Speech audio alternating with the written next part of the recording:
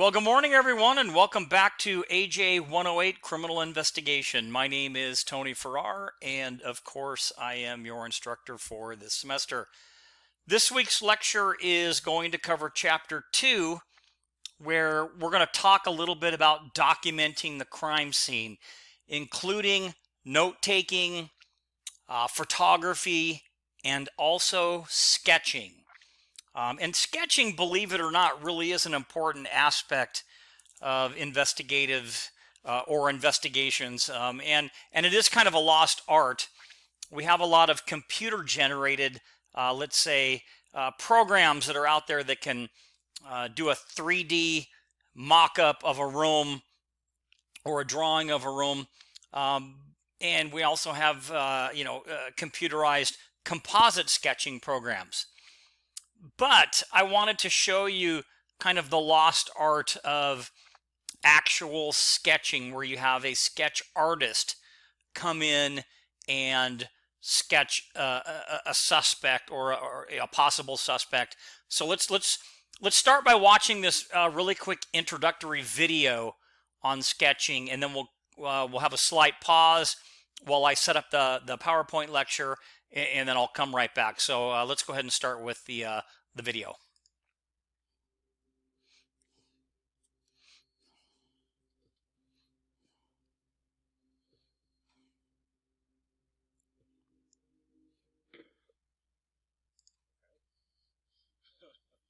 In the 1995 film Heat, Robert De Niro's character committed armed robbery. In the 2008 film Pineapple Express, James Franco's character dealt illegal drugs. In the 1994 film Pulp Fiction, Samuel L. Jackson's character committed multiple counts of murder. I was a witness. I was a witness.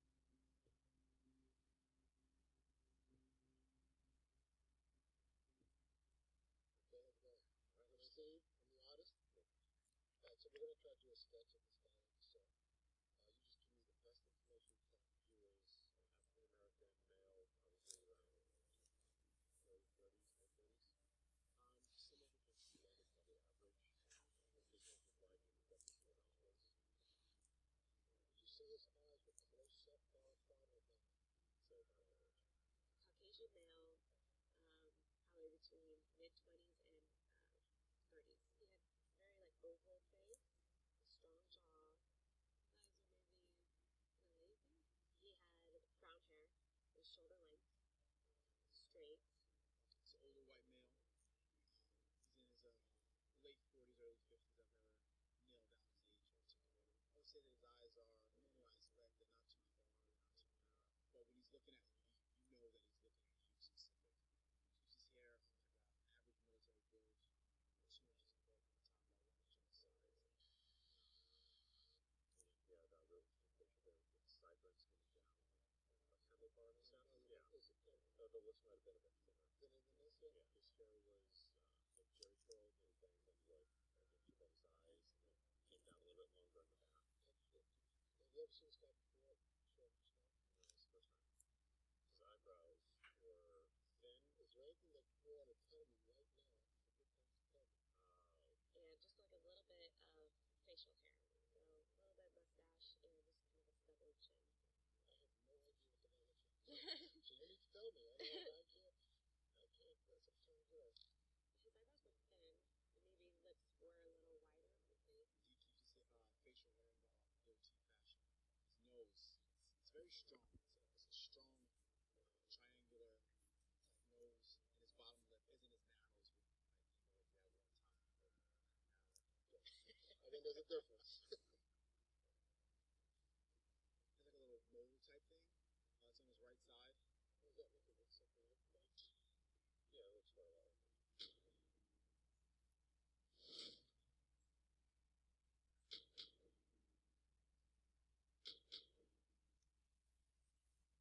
Yeah, I think I did pretty well. I think you come in for a lineup.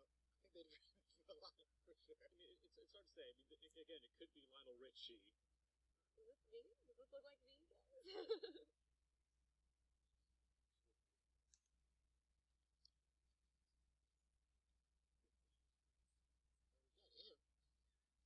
But I think that this is pretty good. I mean, the essence of all say that the weakest one would be this guy. Okay, so I'm back. So what do you think about that video, and the accuracy of the sketch artist? It's actually still amazing. There are agencies that have these freehand forensic sketch artists, and that's what they do to recreate composite sketches. Again, there are computerized versions as well, but there's nothing better than a good old-fashioned sketch. And part of what we're going to talk about today is not just the sketch, or photographs or what have you, but about taking notes and about eliciting information from individuals. Because the better your questions, the more information that you can get, the more accurate, of course, your information will be, and even your sketch, as you can see. And I thought the three sketches turned out actually pretty cool. So with that said, let's jump into chapter 2, talking a little bit about documenting the crime scene, taking notes, using photography, and then finally a little bit about sketching. So I kind of wanted to start also with, as it relates to sketches, to give you a little bit of, not necessarily a case study, but here you have an individual. This is a map of the crimes that were committed by the teardrop rapist. And this individual has been victimizing women and younger girls since 1995, and he's not been identified. And at least 39 assaults have occurred where they believe this individual was the suspect, and the last one was reported in 2013.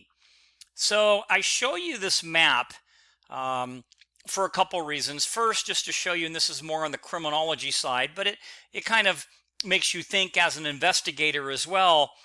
You have the crimes starting here in 95, and you can see each year he's done a lot more here, and these were his busier years. Then he skips a year, then he skips several years. So, you have to kind of think as an investigator, what happened here? Could he have went to jail? Could something in his life have changed, the rationale for what he was doing? And here is the area, very close proximity that these crimes were committed. And then the other really interesting thing is, and this is really the point behind this particular little case study, if you will, is to show you the different composites. Now, each one of these individuals provided, the victims, some of these victims provided statements to a sketch artist, etc., and they put together these sketches, and you can see the dates of these, but not many look the same. Now, if you kind of come in here, okay, I suppose these three have somewhat, a similar look, if you will. And maybe even these two, when you kind of think about it a little bit, and possibly even this one here. But again, as time goes on, remember, people change, and the way they look might change a little bit too. So that's another reason for a thorough and quick investigation, and getting right on top of things is the composite. So I also thought it would be fun before I start to share a composite drawing. So here's a photograph that I gave to members of the Criminal Justice Club on the Menifee campus, and I had them basically do a composite of me. And this is what they came up with. And I have to say, it's not bad. And they used a computerized version of Identikit. And the Identikit on the computer basically gives you several shapes of faces and several different eyes and noses and mustaches, etc. And they built this picture, if you will. Here's kind of a larger, on 45 plus. Yeah, it's a lot more than that. But anyway, I think they ripped me off a little bit on the hairline, but maybe not. But overall, it's not really a bad composite when you kind of think about it. And think about, again, when you talk about sketches, crime scene sketches, or taking notes on the size of the different crime scenes that you have and how that's going to impact what you do. So a little bit of introduction, but let's go ahead and jump right in, talking about, again, documenting the crime scene, note-taking, photography, and sketching. So documentation is vital throughout an investigation, and as much as 70% of an investigator's job is actually consumed by paperwork and writing. It's not like on TV where everybody's involved in all the action and you never really see them doing anything else. Maybe a couple of cool stakeouts or the gunfights or this or that, but not like the way it is in the real world, because when you investigate things, you have to write about them. And photography has always played a very important role in documenting evidence and presenting cases in court. And photography, of course, has changed throughout the years, just as technology continues to change. And often both photographs and sketches must accompany written notes to provide a clear picture of the crime scene. So you'll see three things, or you'll always experience these three things. You're going to take photographs as an investigator. You're going to take video. You're going to do a sketch, maybe not a composite sketch, but chances are you're going to do a crime scene sketch. And all of that information is going to accompany your written notes as you start to build your report and bring your case forward. So as it relates to notes, field notes, note-taking is not something that's unique to the police profession. News reporters take notes to prepare stories. Physicians record information that is furnished by patients to follow the progress of a medical case. Lawyers and judges will take notes to assist in interviewing witnesses and making decisions. And yes, of course, you, as students, are hopefully taking notes or some kind of notes in class as you read. So we do this often. So quite simply, notes are just brief records of what is seen or heard. Now, investigative notes are also a permanent written record of facts of a case, and we'll talk a little bit more about that. So note-taking and report writing, more so report writing, are often regarded as unpleasant. And I kind of chuckled a little bit when I said that, because most people don't like to write. They like to do all the cool investigative stuff, but when it comes to putting it on paper, it's a little bit unpleasant. They don't like that part. Some even think that it's kind of boring. Yet, no task or duty is more important, as many officers have found, much to their embarrassment actually, when they did not take notes or take complete notes, there was always some kind of issue that would come up. So it is incumbent that we are taking detailed information. And detailed note-taking can actually make or break a case. So, for example, when a defense attorney, let's say, challenges in court the reliability or even validity of, let's say, breath or blood measurements of alcohol content, that case often hinges on the thoroughness of the officer's written report. So accurate notes are going to aid later, and you'll be able to recall information, and you can even use your notes for preparing sketches and reports. So notes are really important throughout the entire investigation. And sometimes the question comes up, well, okay, so when do I really need to take notes? When is that time when I have to write things down, or can't I just do a mental note? Well, we all know issues with memory, but sometimes it is physically impossible to take notes immediately. I mean, for example, while driving your police vehicle or your undercover vehicle, or even in complete darkness. And at other times, taking notes immediately might hinder obtaining information if it intimidates a victim or a witness.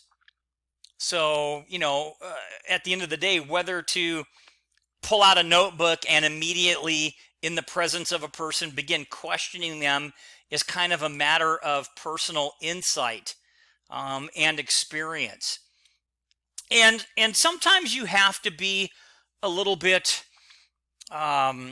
forward thinking, or you have to improvise. So I can remember, I believe I was a police lieutenant at the time, and I responded to the north end of our city where a fireworks factory had exploded and was on fire. And there's these huge bunkers under the ground where they store these fireworks. And it was very close to a neighborhood. And as I arrived, I was one of the first law enforcement officers to get on scene. And I happened to notice that I didn't have my notebook with me. Of course, yeah, that would just, that's a Murphy's Law, and we've talked about what that is before, what can go wrong, will go wrong, etc. So I did have, however, a marker, a washable marker for some reason, and I was able to start using the windows on my vehicle to write certain notes, or to write down which units were responding. And because I was kind of the first unit there, I was basically the little mini command post until we could get things set up. So sometimes, again, you have to improvise. But, again, sometimes it's impossible to take notes right away, and other times you don't want to scare people off by taking notes. So, again, and that's where you have to kind of use your judgment. Now, most people are willing to give information if you are courteous or friendly, and you explain the importance of the information to them. So in such cases, no delay in taking notes is required. Now, on the other hand, those reluctant witnesses or suspects may not talk to you if you're going to record what they say or write it down. And in those types of cases, you may want to obtain the information first and then write it down later. So have them tell you something and then you can write it down. But again, you must sense when it's best to delay in writing notes. And it's a matter of insight, again, and personal experience.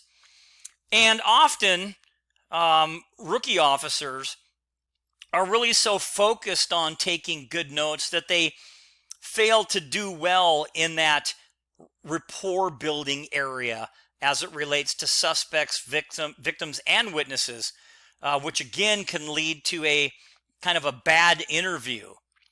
Note-taking is supposed to benefit the investigation, but how the information is obtained, whether the officers establish that good rapport or not, can greatly influence that investigative process. So now that we've covered those two things, what is it that we really need to record or write down? And those words sometimes are interchangeable, unless we're talking about like a video camera. When I say record, it does mean to, write down, if you will, especially because we're talking about field notes. So what is it that we're supposed to record? Well, first of all, entering general information first is the best way to do it. Things like the time and the date of the call, the location and the arrival time at the scene. Now, a lot of departments have CAD or computer-aided dispatch. And when you tell the dispatcher that you're on scene, that timestamp will go in and you'll be able to get that information later. But it's not a bad idea to jot that information down in your notebook as well. So, again, even if this is done, make written notes of the initial information, and that really will help you out. But, what information are we going to record? Well, you're going to want to record all information that helps answer certain questions. And it doesn't necessarily have to be in a certain order, although sometimes it's easier to follow. But it's the when, where, who, what, how, and why kind of rule. Again, and some textbooks might actually have those kind of interchangeable or in a different order. But you're going to want to ask specific questions. So let's start with the when. So, when did the incident happen? Was it discovered? Was it reported? Did the police arrive on scene? Were people arrested? The where. Where did the incident happen? Was evidence found? Was it stored? Do victims, witnesses, and suspects, live? Where do they live? Where do suspects tend to spend a lot of their time? And were any arrested? The who. Who are the suspects or the accomplices? Complete descriptions to include gender, race, color, age, height, weight, hair, the style, the color, the condition, somebody's eyes, their color, size, glasses, their nose, the size and shape, their ears, did they stick out? Any other distinctive features, birthmarks, tattoos, scars, beards, mustaches, their clothing, their voice, was it high or low, or did they have an accent? Or any other distinctive characteristics, like the way they walk or the way they ran. And the same thing you could say for who were the victims? Were they talked to? Who were the witnesses? Were children involved? Did they, who may have heard or saw something of importance? Who discovered the crime? Who reported the crime? Who made the complaint? Those can all be different. Who responded? Was it EMS, or the coroner? Who investigated the incident? Who worked on the case? All of this is important information. And then you have the what. So what type of crime was committed? What are the elements of the crime? What was the amount of damage or value to property? What happened, if you will? The actions of the suspects, the victims, the witnesses. What type of evidence was located? What were the possible motives? What was said by anybody? What did the police officers do when they first got there? So a lot of, a lot of questions. Then there's the how. How was the crime discovered? How does this crime relate to any others in the area? How did this crime actually occur? How was evidence found? How was information obtained? And then finally, the why. Why was the crime committed? Was there some type of intent or motive? Why was only certain property stolen as opposed to other property? Why did this occur at a certain time? So all of these things you have to kind of think about as you're asking all of those questions. Make notes that describe the physical scene, including weather and lighting. It's good to record everything you observe in the overall scene, including all services rendered, like first aid, the description of injured people and injuries, where they were transported to and by whom and how. Well, maybe they went to the hospital by AMR ambulance, so you would note that information. And if you have the driver's name, you would note that. And as the search is conducted, record the location and description and location of all evidence and its preservation. Record information to identify, again, the type of crime and what was said by whom, and again, include the name, address, and phone number of every person that was present at the scene. So there's a lot there. So again, part of this really, kind of lends itself. Okay, so we know like what to record, but how much? So, there's a lot of questions in there. So how much of this stuff do we actually want to write down? Well, I mean, again, the amount of notes is really going to depend on the type of the crime, some of the conditions of your case, your ability, and most importantly, how many other officers, are assigned to assist, because you're not going to be able to do everything. You may assign officers to do the canvas, therefore you're not going to write notes on that. You may have officers, an officer go to the hospital with a victim. Well, you're not going to write notes on that, at least not initially. You may have somebody do the crime scene. So you're not going to be responsible for that. So if there's other officers assigned, then you're probably going to take less notes, if that makes any sense. But make sure that you take enough notes.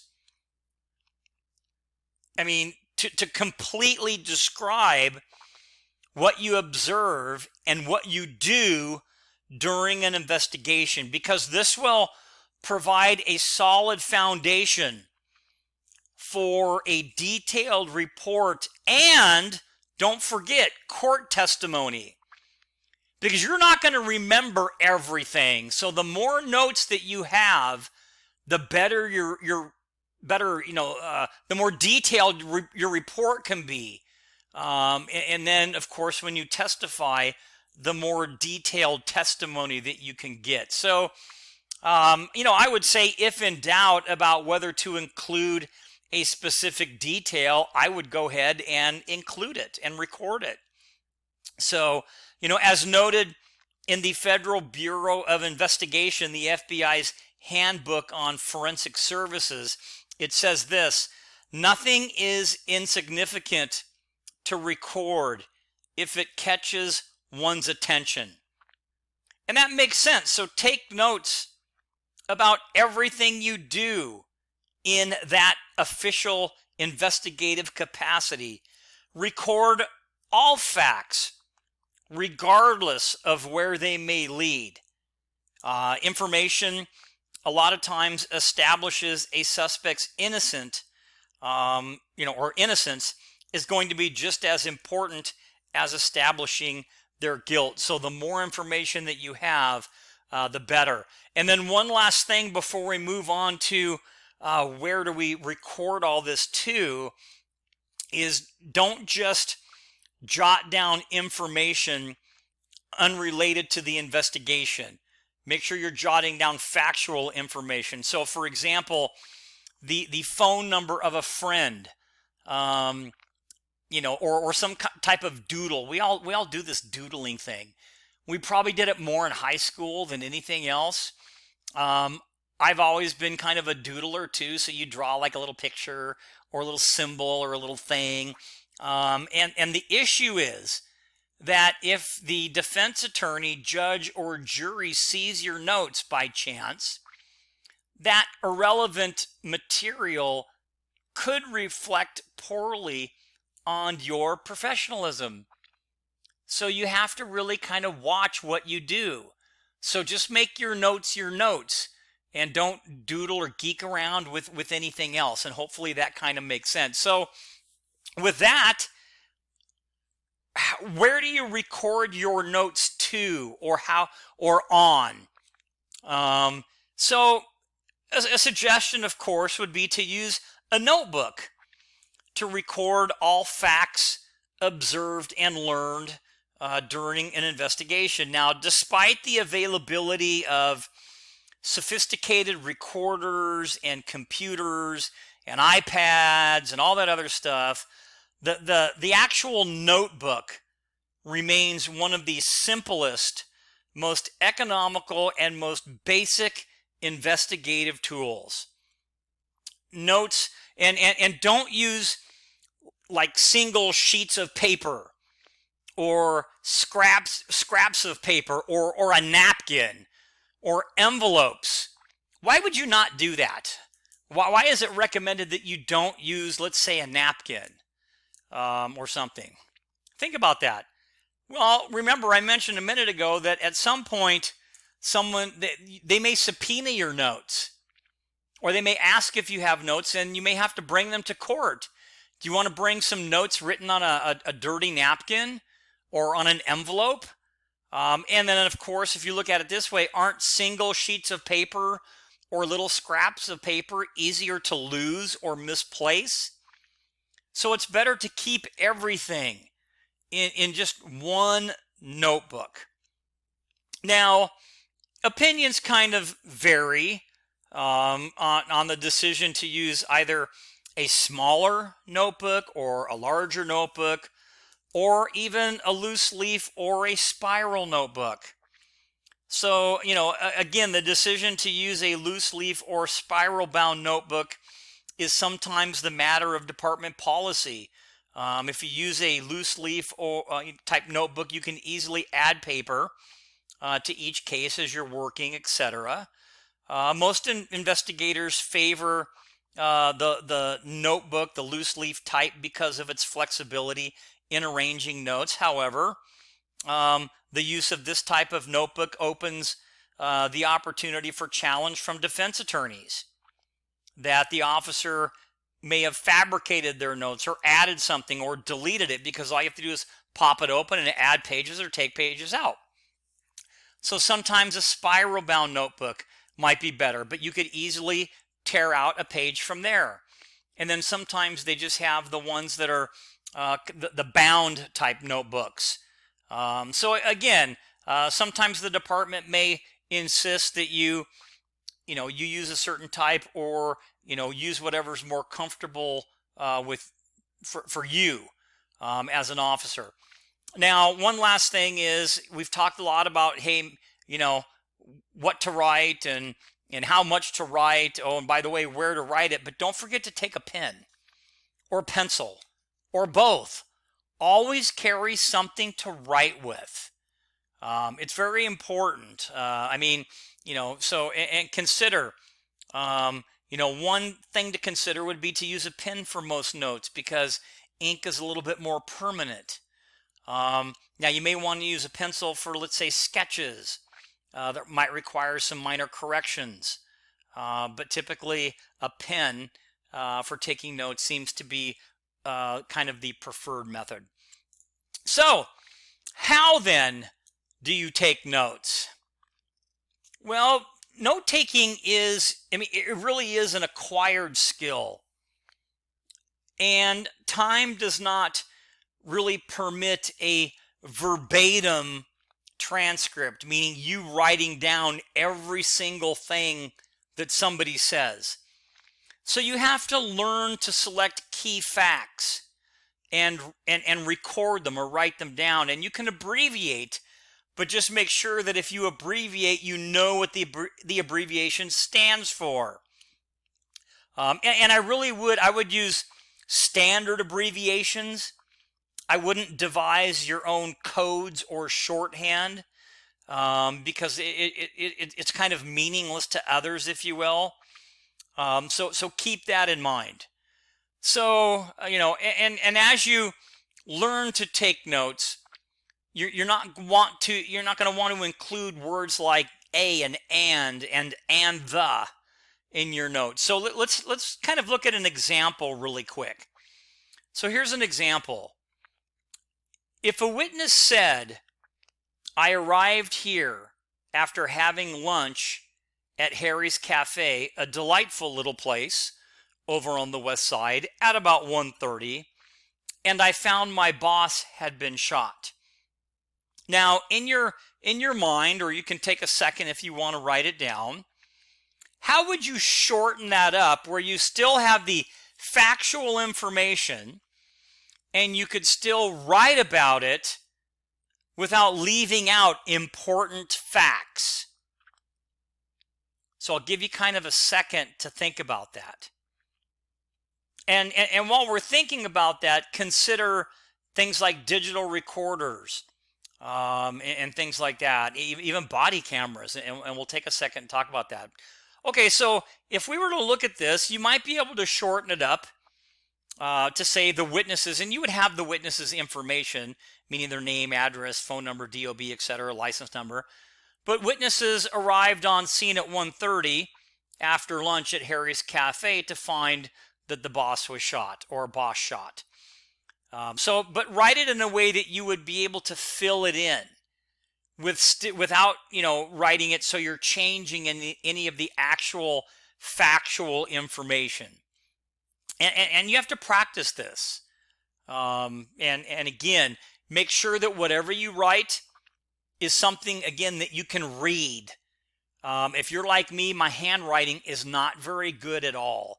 So I have to be very, very careful when I was writing notes so I could actually read what it says. So that's another important thing to kind of remember. Now, as I said a minute ago, some departments use digital recorders extensively because of the definite advantage of recording exactly what was stated with no danger of misinterpretation or misquoting. In fact, when taking a verbatim statement, the preferred method is not to make a digital audio or video recording if reasonable, but a lot of departments will use these digital recorders. Now, witnesses, suspects, and victims' memory of a situation can change over time, and if their recollection of the events changes from what is documented in your report, that recorded statement provides supporting evidence. Now, even better is a video. And again, video is always a good thing. But just remember that these witnesses and suspects and victims' memory can change over time. And this might end up contradicting your report. So if there is a contradiction, but you used a video, you could actually, play to the jury exactly what was said. So it is, they're very valuable tools. And we'll talk a little bit more about the use of recording as an investigative technique when we get to chapter 6. Now, as valuable as digital recordings are, they really, just understand, they don't replace the notebook. And there are some disadvantages. The most serious would be that they can malfunction and they can fail to record valuable information. So let's say your batteries go dead or something like that. But consider digital recorder downfalls or even body-worn video downfalls. Maybe look at the positives and the negatives. So continue to think about that as we continue to go through the chapter. So now I want to look at some characteristics of effective notes. Okay. Now, the effective notes are complete and describe the scene and the events well enough to enable a prosecutor, a judge, or a jury to visualize them.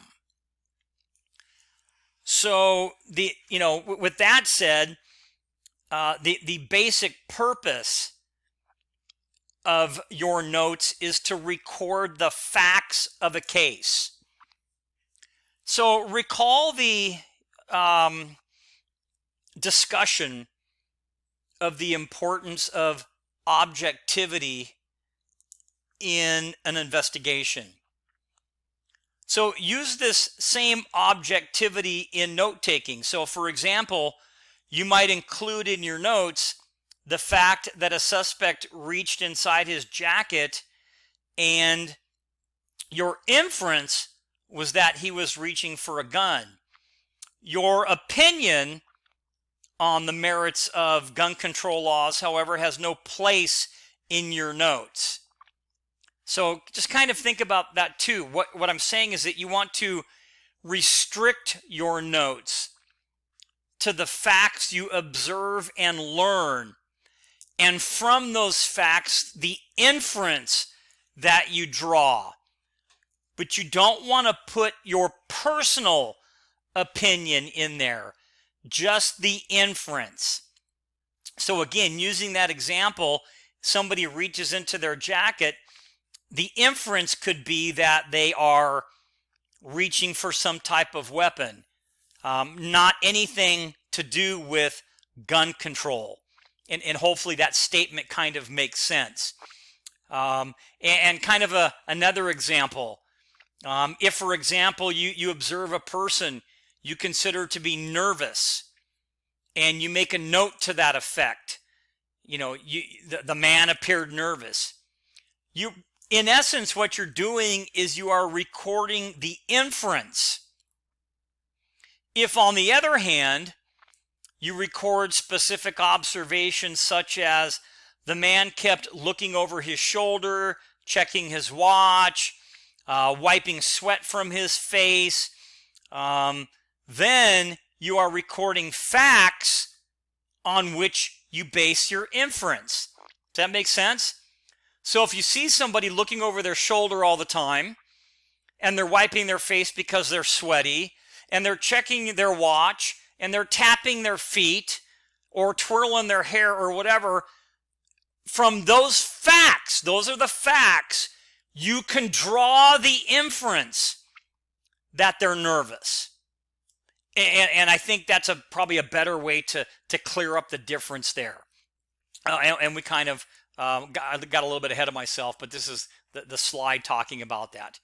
So again, that's kind of, facts are what you see, what you observe. And the inference is something that you draw from those facts. So that kind of, I think we've kind of beat that up enough. So with that being said then, and kind of staying on effective notes, record the facts accurately, because inaccurately recorded information can result in the loss of a witness or a suspect. Inaccurate measurements can lead to wrong conclusions. And here's really a big one. And I was guilty of this myself. Have people spell their names for you. And for example, the name Sherry. There is S-H-E-R-R-Y. There's S-H-E-R-I. There's C-H-E-R-I. I mean, so there's so many ways to spell that. So have the individual spell their name for you, and then repeat spellings and numbers back for verification. Yes, ma'am, confirming it's Jones, J-O-N-E-S, and that it's not something different, right? Recheck your measurements. If you made an error, cross it out and make a correction, and then initial it. Don't erase it if you can help it. And whether intentional or accidental, whenever somebody sees some type of erasing mark, it tends to raise credibility questions. So a lot of times it's better to cross it out and then just write, start again and write the correct information. Be specific as possible. Rather than writing tall, fast, or far, write 6'3", 75 miles per hour, 50 feet, etc. I mean, not many people are going to be able to agree on what is tall, fast, or far. And that just makes it easier if you can be specific, if at all possible. And then, because notes are usually taken rapidly, there is an increased chance of errors. So take at least enough time to write legibly and clearly. And this legibility and clarity, they're not synonymous. Legibility refers to the distinctiveness of your letters and numbers, and again is especially important when recording things like names or addresses or telephone numbers or license plates or distances. Clarity, on the other hand, refers to the distinctness of your statement. So hopefully those two things kind of make sense. So an example would be when the victim saw the suspect, he pulled the gun. So the question here that's going to be raised is, well, who pulled it? The victim or the suspect? Can you see the issue? It seems very simple and it seems logical. But, again, when the victim saw the suspect, he pulled the gun. Well, if there's two he's there, it's not that clear. So hopefully that makes sense. And then finally, make sure that your notes are arranged in chronological order, because it's a lot easier to go back and write the report when things are organized and chronological. So arrange your notes in chronological order if possible, and keep your notes well organized. And I would also, record the case number on each page, so you know that each page goes with a specific case, and you're not searching just through information that you wrote down and you're not really sure what case it goes to. Okay, so let's move on to a couple more before we take our break, unless I think I can get through, and I'm not really sure if I can, so we might do another two-parter. So now that we've gone through all of this, and we just finished up on the characteristics of effective notes, what do you do with them after you take the notes and you have all these notebooks? So how do you retain the information as far as storage? So some officers destroy all their field notes after they have written their reports, contending that notes simply duplicate what is in the report and may in fact contain information that is no longer pertinent when the report is written. Now, some police departments also have this policy, but just be aware that a defense attorney may ask for your original notes regarding a call or an investigation, with that strategic intent to imply that in cases where officers have discarded the notes, the investigators are basically trying to withhold or hide crucial facts of evidence to make the prosecution's case stronger. So you see how that can kind of be viewed not good, if you will. So it is important to consider a method of retaining all of your field notebooks in preparation for this particular tactic. Now, one common response to this potential challenge is for investigators to digitally record everything along with their field notes, helping to avoid any issues later. And if department policy is to keep the notes, place them in a secure location. A lot of officers I know have them locked in their lockers in the locker room, and they'll keep them there, and they'll band them up with rubber bands, and they'll keep them there for a couple of years, or at least until the disposition of cases, etc. So, but again, a lot of times this is kind of driven by department policy. Okay, so kind of as I said, place them in a secure location if you decide to keep them. Have some kind of filing system or bundle them up. Make them available months or even years later, because you never know, you may need them.